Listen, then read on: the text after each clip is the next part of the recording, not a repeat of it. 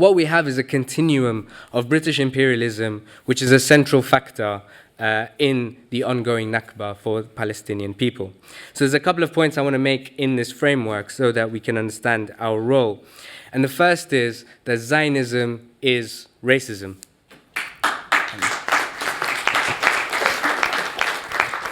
It is a product of imperialism. It may have at some point in the 19th century been a debate within the Jewish community in response to rising anti-Semitism in Europe, but it is no longer an abstract idea.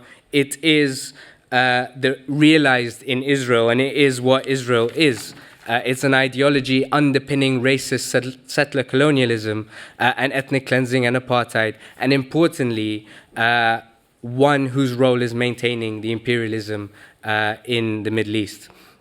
The second I want to mention is about the Israel lobby, which has become something taboo to talk about, but which very much exists, and we've seen the evidence of it, not least in the Al Jazeera expose a few years ago.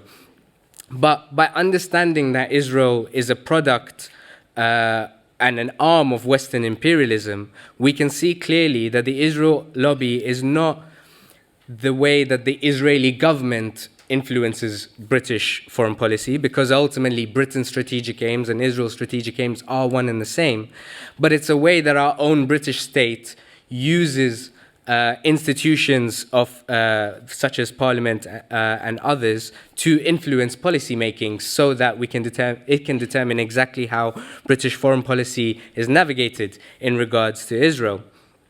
And thirdly, leads to me saying that this is why BDS has had such an impact, because as much as it is affecting Israel's economy, it is making Israel a pariah state in British public consciousness, and is directly impacting on Britain's ruling class.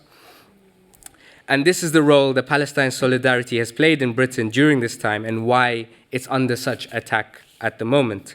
It's no surprise that Israel's most successful spin doctor, Mark Regev, was made the ambassador to Britain, and why so much money and political capital is being used to try and outlaw BDS. And even now, Boris Johnson has pledged that a Tory government, if it wins on December the 12th, will seek to make sure that councils can no longer boycott goods from Israeli settlements.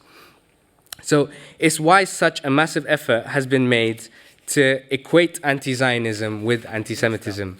And you only have to look at how some of the attack lines are being used also against Bernie Sanders in the US, a Jewish Democratic senator, or against Ilhan Omar in a blatantly Islamophobic witch hunt, to see how this attack is entirely cynical. And you can contrast that with Boris Johnson, who has not only openly been racist, but has formed alliances with explicitly anti-Semitic governments in Hungary, Austria, Poland, and elsewhere, and yet faces no criticism because he is pro-Israel. And similarly with Donald Trump. So, what can we do about this? I know it's a bleak picture, but there is something we can do.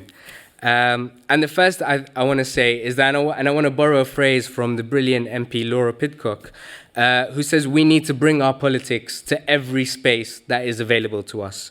And we need to do that with Palestine, and we need to be staunch in our anti-Zionism and fight back against the witch hunt, whether it's in the media and against Jeremy Corbyn, or it's prevent on our campuses and in our communities. And we must speak the truth in every space that we possibly can.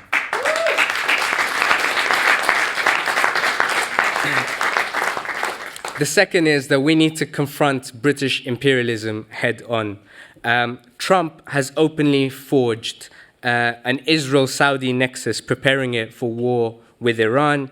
And we've already seen in the last few months that Israel has played the role of bombing so-called Iranian targets in Iraq, Syria, and Lebanon, and is openly calling for confrontation with Iran. In September, Netanyahu and Mike Pence both visited Boris Johnson to discuss what they can do about Iran.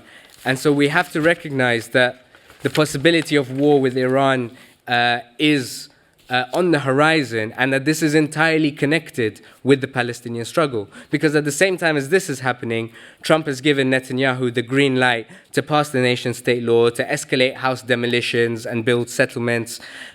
He has legitimized Israel's claim on Jerusalem and the Golan Heights, and essentially endorsed the barbaric mass murder of Palestinians in Gaza, everything from the blockade to the airstrikes to the sniping down of Palestinians who are participating in the Great Return March.